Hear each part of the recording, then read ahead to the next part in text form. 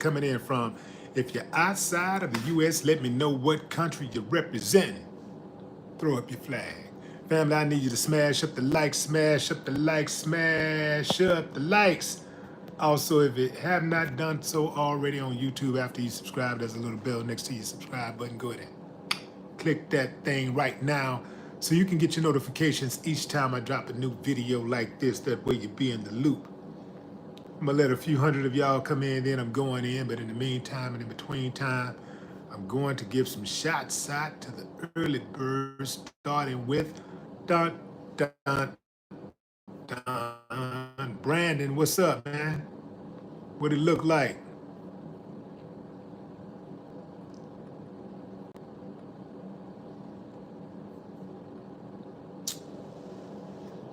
Boy, boy, boy.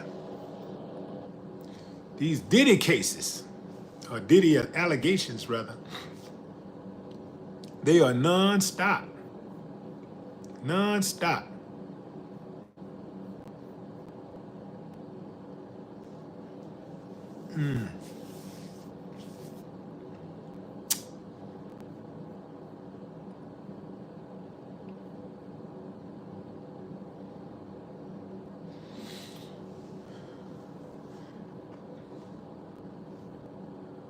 What I got here?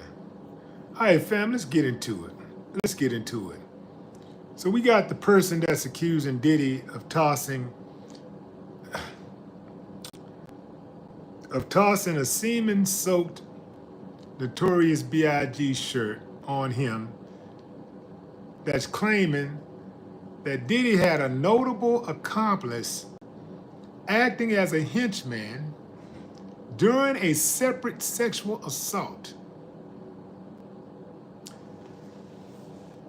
Biggie's son, C.J. Wallace.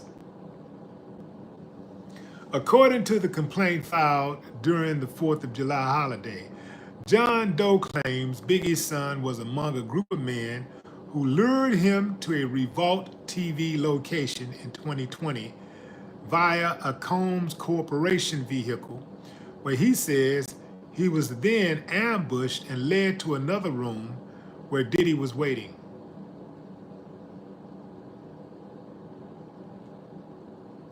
Let me say that again.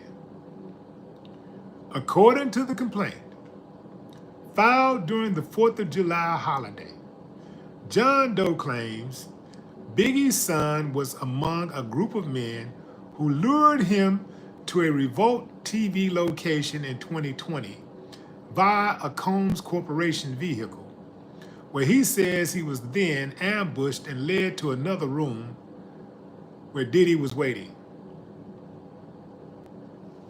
So he's not getting kidnapped for ransom. He being kidnapped for Hanson.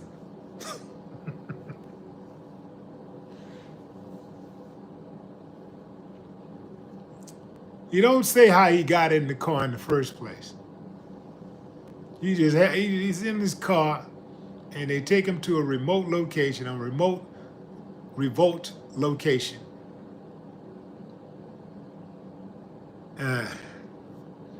Diddy was waiting at that location, according to him.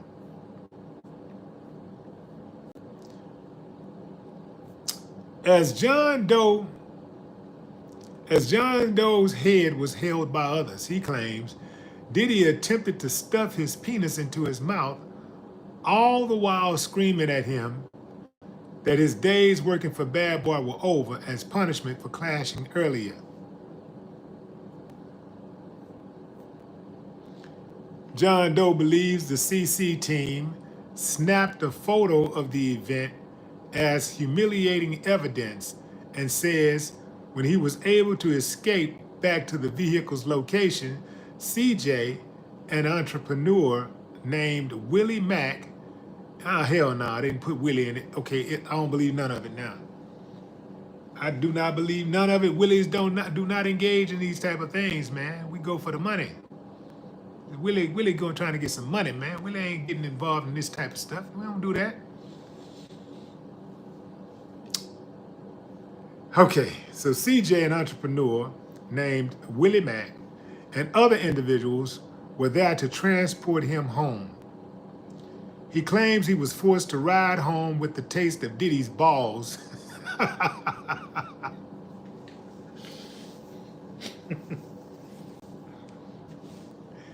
Even if he did, come on, man. Some things you just take to your grave, brother. God damn. He said he claims he was forced to ride home with the taste of Diddy's balls, still lingering in his jaws. Come on, man. It sounds like an early Willie D rap. Boy had the taste of Diddy's balls, still lingering in his jaws. Come on, man. Okay. A traumatic experience. Say, fam, if he had just said, hey, man, these dudes did this, whoop, whoop, whoop, okay, I'm not laughing. But come on, man. That's funny, man, because it rhymed. He said he was forced to ride home with the taste of Diddy's balls, still lingering in his jaws.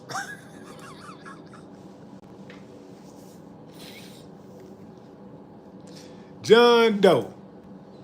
Come on, John Doe. Come on, man. You know you ain't. Even if you didn't even have to say that, bro. Why you saying that?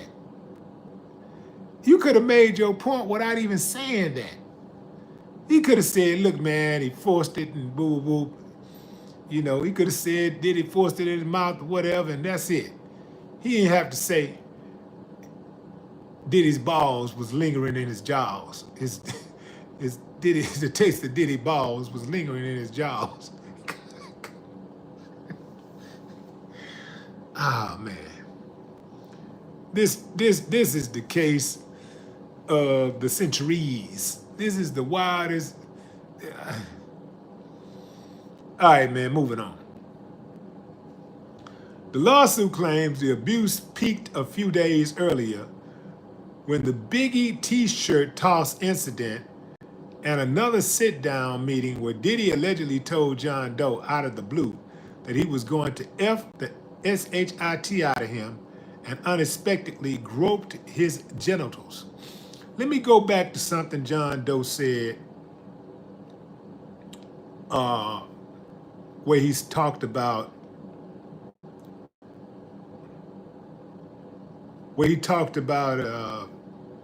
escaping.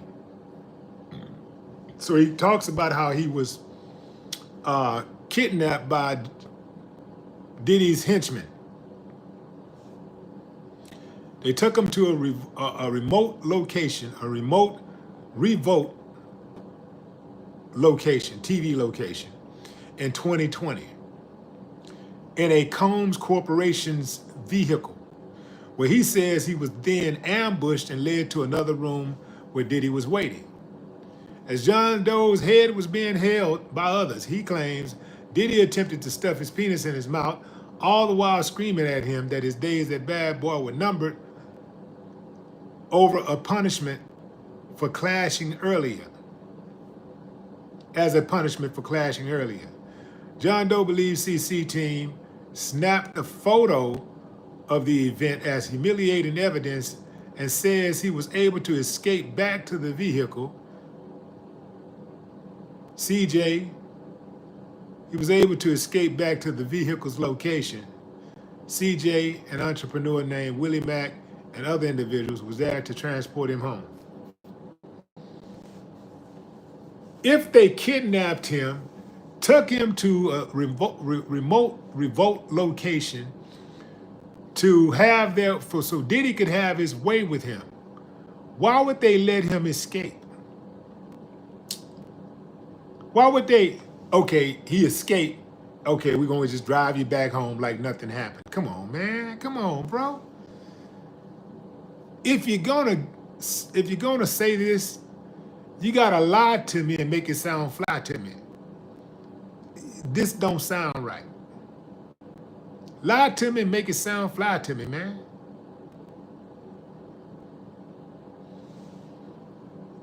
So he gets kidnapped forced into this room at a remote location where Diddy is waiting to get his balls appetized.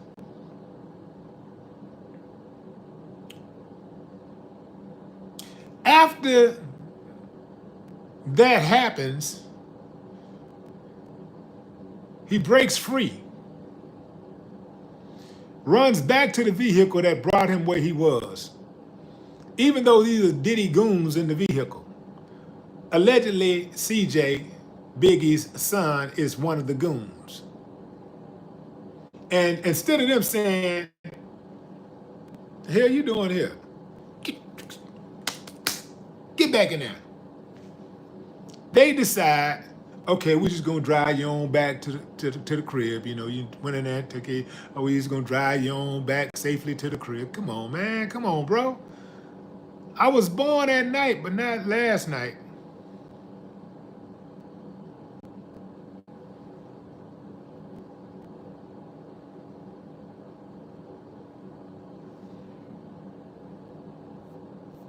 Let's move on.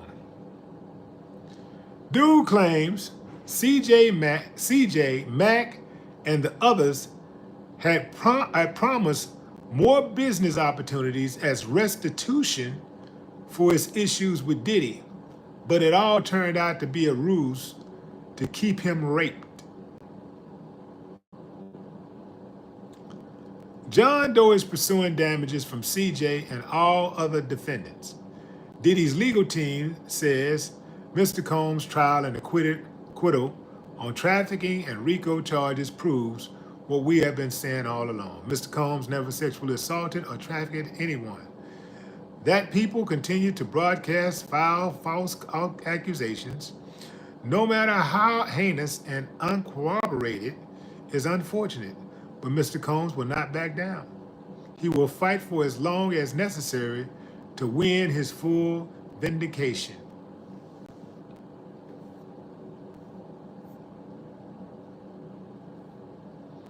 I really wish I could unread some of this stuff. I wish I could unread it.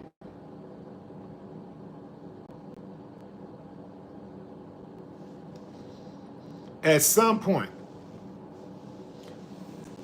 these claims better be true. At some point, these claims better be true. Because if not, man, something got to happen, man. You shouldn't be able to just drag somebody's rep like that and lie and get away with it. Let me see if I can get some of this money. Let me throw something against the wall, see what sticks. If it sticks, cool, I got paid. If it don't, oh well, nothing beats a failure but a try. Hell no. No, no, no, no, no. No. At some point, these claims better be true.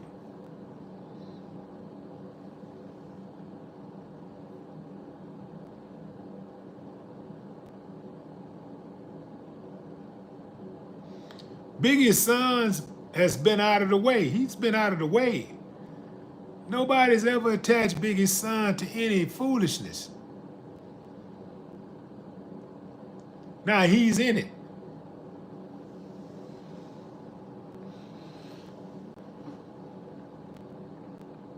I don't see how Biggie's son could rock with Diddy in the first place. I'm not saying Diddy did something to his daddy, but that seems to be a general consensus that he did. So if that's the case, I would have to have some indisputable evidence, to give dude a pass and want to be around him. Kill my daddy? No, man, that's messing my whole life up, man. I need my daddy. I need my daddy, man. Me and my daddy wasn't close, but just to know I had a daddy that loved me, just to be able to be around my daddy and just know what type of person he was and know where I came from, you know, to be able to have some type of social, you know, some type of association and relatability, you know, that was big. Even though we wasn't particularly close, it was big knowing my daddy, like having a relationship with my daddy, you know. Uh,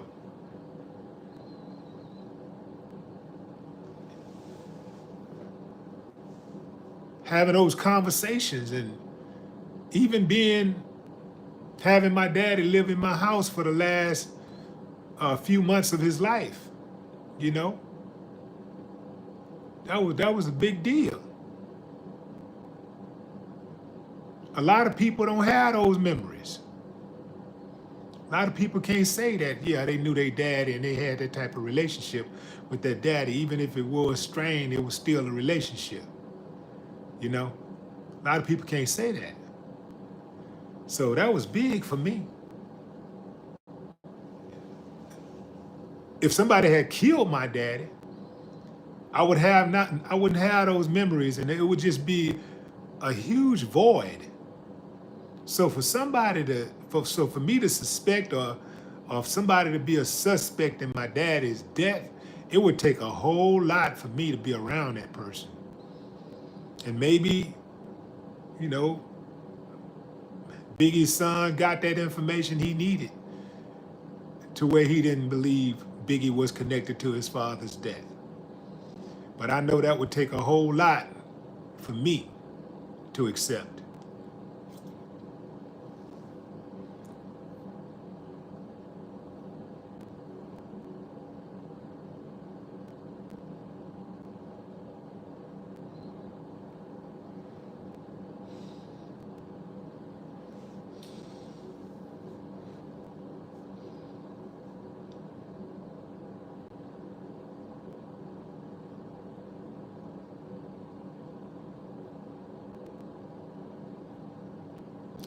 Yeah, I don't know, fam. I don't know about this dude, you know. I don't know about this guy. China Carter. What's up, China? Buckhorse DC. What it do? Respect. Yeah, I don't know about this guy, fam. This dude was so descriptive. I thought he was gonna say that Diddy people forced him inside of a car and drove him to a remote location in the meat packing district.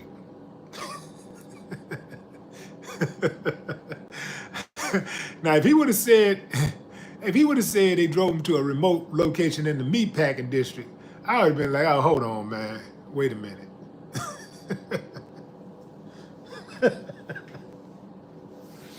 Family, if you're just not joining, this John Doe guy has a very wild, wild west story. The guy that's suing Diddy, John Doe that's suing Diddy, has now added Biggie's son, CJ Wallace, to the lawsuit. According to the complaint filed during the 4th of July holiday, John Doe claims Biggie's son was among a group of men who lured him to a Revolt TV location in 2020 via a Combs Corporation's vehicle, where he say he was ambushed and led to another room where Diddy was waiting.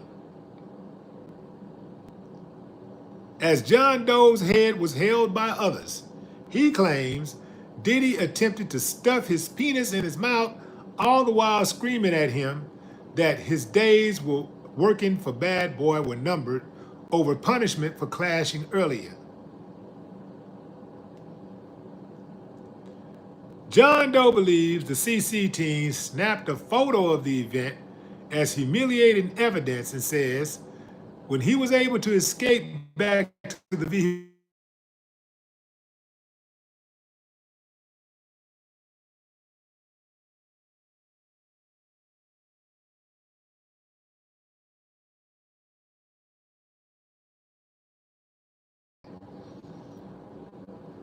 I repeat,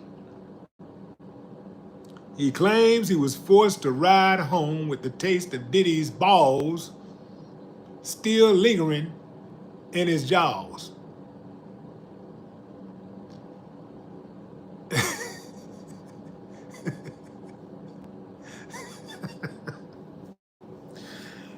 do is, man, I'm gonna put that in a rap. If one of these rappers don't do it, I'm gonna put that in a rap. I'm gonna put that out. That boy had Diddy's balls lingering in his jaws. Pause.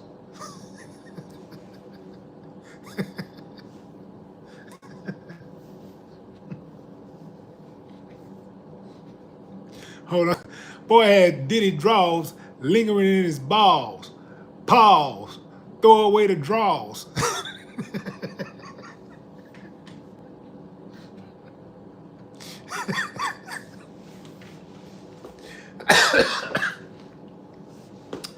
Oh, man. Come on, fam. This is crazy, man. This is madness. This is madness. It's insane. Dave Chappelle, it's insane.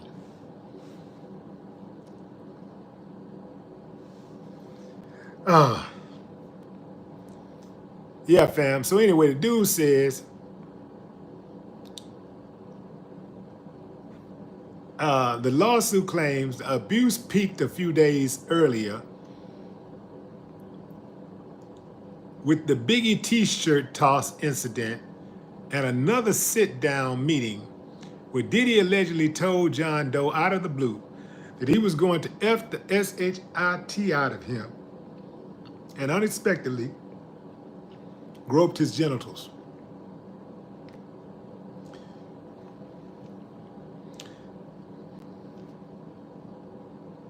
He claimed CJ, Willie Mack, and the others had promised more business opportunities as restitution for his issues with Diddy. But it all turned out to be a ruse to get him RAPED. It all turned out to be a ruse to get him RAPED. Diddy's legal team tells TMZ Mr. Combs' trial and acquittal on trafficking and RICO charges prove that we have been saying what we've been saying all along. Mr. Combs never sexually assaulted or trafficked anyone. That people continue to broadcast and file false accusations, no matter how heinous and uncooperated, is unfortunate. But Mr. Combs will not back down. He will fight for as long as necessary to win his full vindication. Give me a thumbs up if you believe these accusations, fam. Thumbs down if you say, nah, man, sound like another money grab. And I'm tired of it. Yeah, man. I don't know, fam. This stuff is crazy. This is crazy work here. Crazy work. Crazy.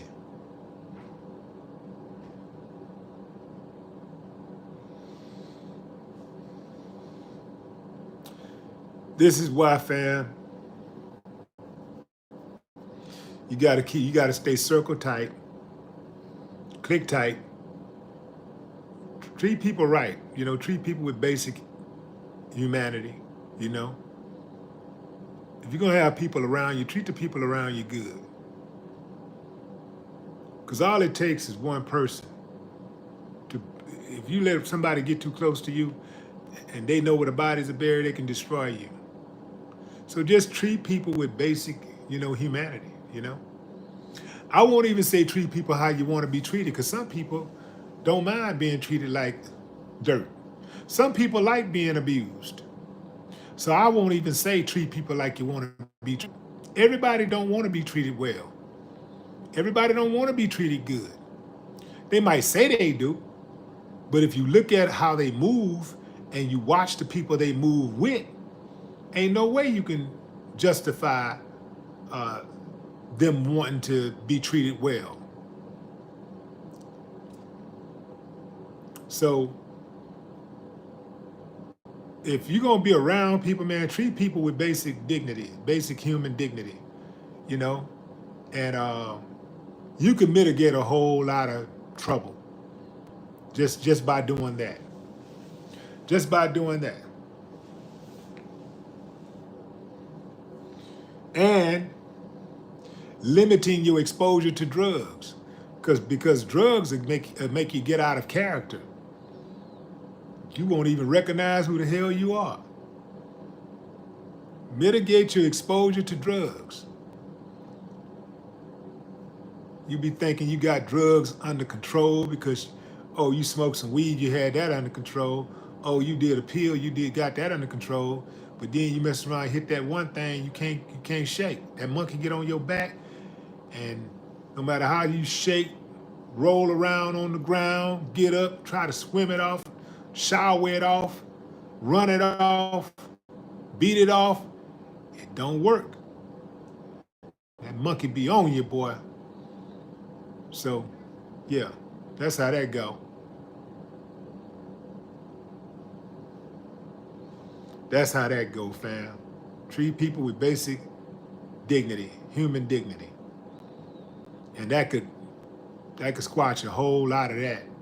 You know, go out of your way to not, have intimate relations with people who work for you. You know? Now, if you mess around and, you establish a business and your woman come work for you, your husband working with, that's different. But so having a business and you start messing around with your employee,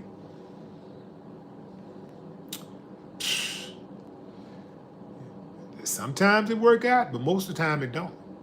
And when it don't work out, guess what's gonna happen? They're gonna use that intimacy as leverage to make you pay. That's what happens a lot of times. They use that intimacy as leverage to make you pay. If you sleeping with a woman and she work for you, she could show up late for work. She gonna feel like you need to be understanding of that because she gave you some. She gonna feel like, I don't give a damn how long your main person been working. She gonna feel like she need to make the same amount of money as your CEO, as your VP, as your main top manager that's been with you for 35 years. She gonna come in day one thinking that she got more seniority. That's why you do not have, intimate relations with people who work for you. Sometimes that can be tough to do, but you got to think about it overall. What's your goal? I ain't letting no money. I don't let that come between my money, man. Another thing I don't do. I do not mess around with people that I do business with, women. I don't do that. I do not do that. Under no circumstances. That's that man, woman. He ain't never got to worry about me, ever. I don't care. And I will tell on her ass too. I'll tell it. Say, man, let me put it like this. The first pass depends on how strong our relationship is. But it's the first pass, I give her a warning. I let her make a decision. Look, man, don't do that. That's a bad idea. And I'll tell her straight up. Do that again, I'm gonna have to let your husband know. Do that, I'm gonna have to let your boyfriend know. And that shut it down right there, just like that. It's over. Never have to worry about it again. Because I don't need no trouble. I don't want no trouble. I don't want no trouble. I don't need no woman coming between my money, man. Don't get between my money. I mean, especially like another man's woman. No way. You got to worry about me.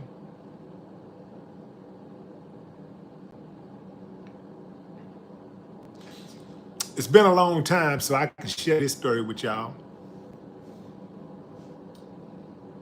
So my cousin, woman, this has been a long time. So any one of my cousins hear this, they'll have no idea who I'm talking about. And I got about 100 first cousins anyway, so they'll have no idea who I'm talking about. But I saw my cousin's wife in the club dancing very provocatively with a dude. The dude was all on her. I'm talking about busting her down on the dance floor, you know, humping, grinding, putting everything on her, you know, and she backing it up, putting everything on him. And I saw it, and they've been together for real, right? They've been together for years. I thought, well, damn, I said, damn, did they get divorced or something? What's going on? So I make a call, and I find out, no, they still together. But they're going through something, right? They're going through it. So she out here wild and disrespecting herself, first and foremost. And him, but first and foremost, disrespecting herself. So, when she got through dancing and all that kind of stuff, I walked over to her and I say, look, I don't know what y'all got going on. Woo, woo. I know y'all not divorced. And if and when that happens, you got every right to live your life like you want to. Although I think it would be a bad look for a woman who have children to be out on a dance floor doing what you was just doing. Like I say, that's your business, what you're doing or whatever. But it's just, I'm just letting you know what it looked like from the outside. She was mortified. She was so damn embarrassed. And she started like crying and stuff, talking about how they was going through it or whatever, and she just needed a break and all of this stuff. And woo, I'm like, you can get a break, man, but you don't do it like that. You don't do it like that, man.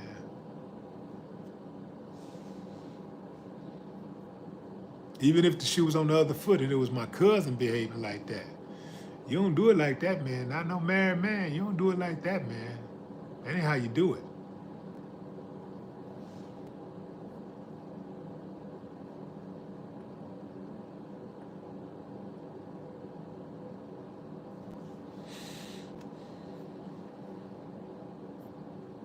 All right, fam. So the saga continues. You already know. It'll be some more breaking news on this Diddy case in about 20 more minutes, and I will bring it to you. You know how I do. You know, I will keep you updated on this case.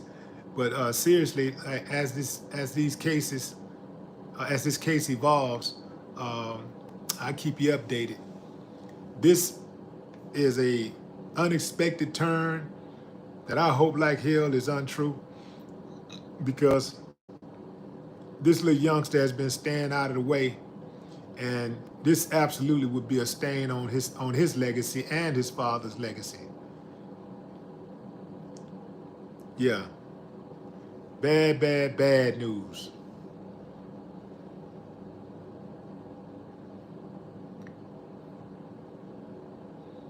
And I'll say this too, fam.